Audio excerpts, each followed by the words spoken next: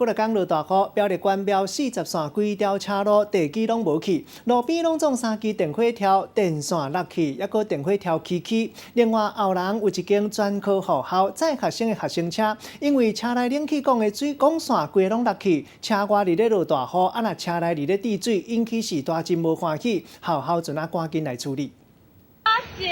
大雨过了后，苗栗关庙40线道路湾里水坡活动中心往通小平顶路段，路边出现一个黄色水墙，地基和水流掉伊深度超有5公尺，边仔有牵台电公司、中华电信、甲有线电视电线的3支电火条啊拢倒去，电线落落来挡着路。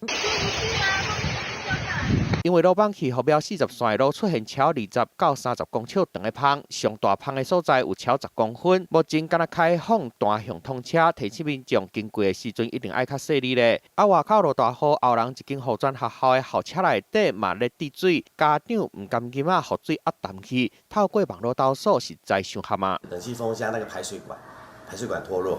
好，脱落的时候，那个水就滴下来嘛，哈，滴下来就滴到学生这样子。好，那种东西我们没有办法日常检查。学校讲发生漏水的校车是超10年的车，也无算是旧车，爱甲冷气风箱规个拆落来，才有法度修理好。校车已经驶去车厂修理啊。做乌手的师傅讲，应该是车驶伫路的下陷，才会互排水管线冷气漏水，该固定好，水就袂过漏啊。记者综合报道。